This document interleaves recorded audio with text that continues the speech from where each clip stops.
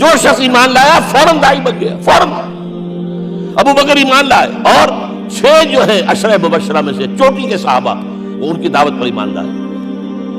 سعد ابن ابی وقاص، طلحہ، زبیر، عثمان، سعید ابن زید، یہ سب کون ہیں؟ حضرت ابو بکر کی دعوت۔ نوجوان ہیں، مصعب بن عمیر کو گھر سے نکال دیا چچا نے اور برہنہ کر کے نکالا ہے کم وقت میں، اس لیے کہ باپ مر گیا تھا، بہت دولت چھوڑ گیا تھا، ماں نے بڑے ناز و نام میں پالا تھا۔ کہتے ہیں 200 درہم کا جوڑا اس کا بن کر آتا تھا شام سے، جیسے کبھی ہم کہتے تھے کہ پنڈت نہرو کے کپڑے جو ہے پیرس سے سی کر آتے ہیں، اور جہاں سے گزر جاتا تھا مصعب کتنا اس نے لگایا ہوتا تھا، عطر کے پوری گلی جو ہے وہ خوشبو سے جو ہے بھر جاتی۔ چچا نے بلایا، تم جو یہ گلچھرے کر رہے ہو اپنے باپ کی دولت پر نہ، اور تم اسے کہتے ہو کافر، نکل جاؤ گھر سے۔ وہ چلنے لگے، یہ واز اے ٹین ایجر، چلنے لگے۔ وہ سمجھا تھا کہ میرے یہ کہنے سے اس کے تو اس کو تارے نظر آ جائیں گے، یہ فوراً جو ہے توبہ کرے گا، پلٹ آئے گا۔ چلنے لگے تو اسے اور غصہ ہے، یہ کپڑے بھی اسی باپ کے ہیں، اتارو۔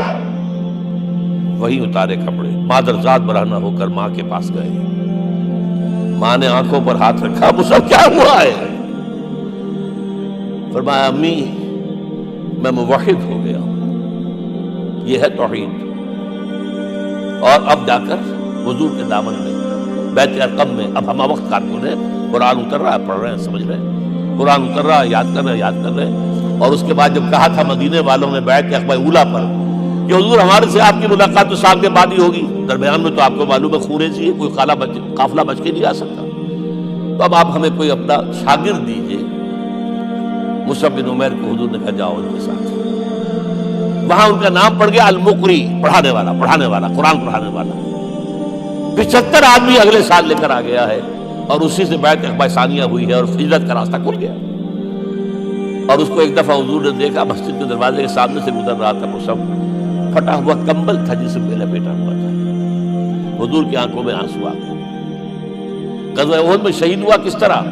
علم بردار تھا، ایک ہاتھ پر وار پڑا ہے، کٹ کے گر گیا، ایک ہاتھ سے تھاما، دوسرے پر بھی گر گیا، دونوں جو بچے ہوئے حصے تھے اس سے تھاما۔ پھر جب ختم ہو گئے، اس کے بعد جو ہے جب دفن کر رہے تھے تو حضور کے سامنے پرابلم لایا گیا۔ مصعب کے جسم پر تو کوئی کپڑا ہی نہیں تھا سوائے ایک چادر کی، ایک دھوتی، اللہ نہ خیر۔ اور شہید کا کفن ہوتا ہے اس کا اپنا لباس۔ حضور وہ اتنا چھوٹی ہے وہ چادر کہ پاؤں ڈھانپتے ہیں تو سر کھل جاتا ہے، سر ڈھانپتے ہیں تو پاؤں کھل جاتے ہیں۔ فرمایا سر کو ڈھانپ دو کپڑے سے اور پیروں پر گھاس ڈال دو۔ That was the last dress which Musab got۔ تو یہ لوگ جو تھے محمد رسول اللہ والذین معہ، یہ ساتھی حضور کے جنہوں نے حضور کے مشن میں آپ کا ساتھ دیا۔ اور ایک خاص مرحلے کا تو میں آپ کے سامنے ذکر ہی کر دوں، اس لیے کہ دین کی اقامت، دین کا غلبہ، اس میں تو جہاد اور قتال آئے گا لا محالہ۔ Nobody is going to allow you to change the system۔ اگر سسٹم بدلتا ہے تو اس کے ساتھ جو مفادات بدلتے ہیں وہ ختم ہو جاتے ہیں، جو پرولیجز ہیں وہ ختم ہو جاتے ہیں۔ لہذا جب غزوہ بدر کا مرحلہ آیا ہے، حضور نے مجلس شورا منعقد کی، اور آپ نے جو وحی سے آپ کو بتا دیا گیا تھا، دیکھو ایک قافلہ آ رہا ہے شمال سے، مال غنیمت سے لدا پھدا ہے، اور 50 صرف اس کے ساتھ محافظ ہیں۔ ایک لشکر آ رہا ہے جنوب سے، کیل کانٹے سے لیس، اور اللہ نے وعدہ کیا ہے کہ ایک پر ضرور تمہیں فتح دے گا، بتاؤ کدھر چلے۔ یہ اصل میں کسی بھی سپہ سالار کے لیے وقت ہوتا ہے کہ اپنے ساتھیوں کے مورال کا اندازہ کریں۔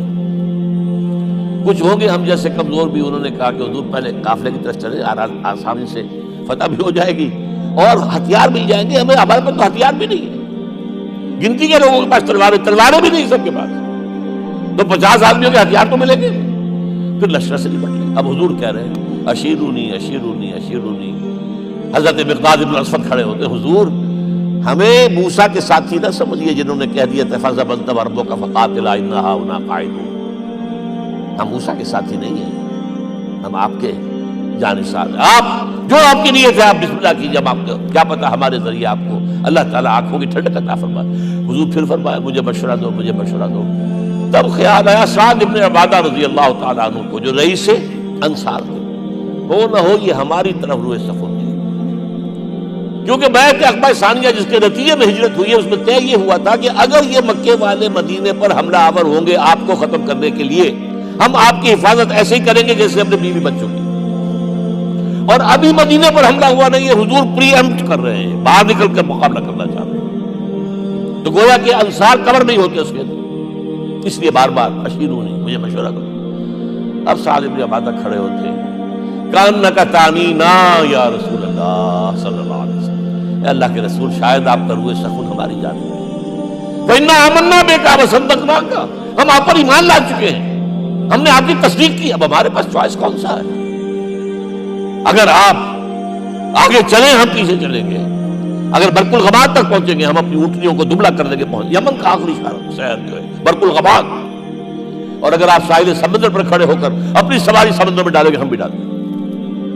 بہرحال یہ مراحل ہیں کہ جن سے گزر کر حضور نے اللہ کے دین کو غالب کیا اور قائم کیا، اور اس ہر سطح پر، ہر مرحلے پر صحابہ کرام نے آپ کا ساتھ دیا. جہاں آپ کا پسینہ گرا وہاں انہوں نے اپنے خون کی ندیاں بہا دی. محمد رسول اللہ والذین معہ اشداء علی الکفار رحماء بینہم، یہ ہے در حقیقت عظمت محمد صلی اللہ علیہ وسلم.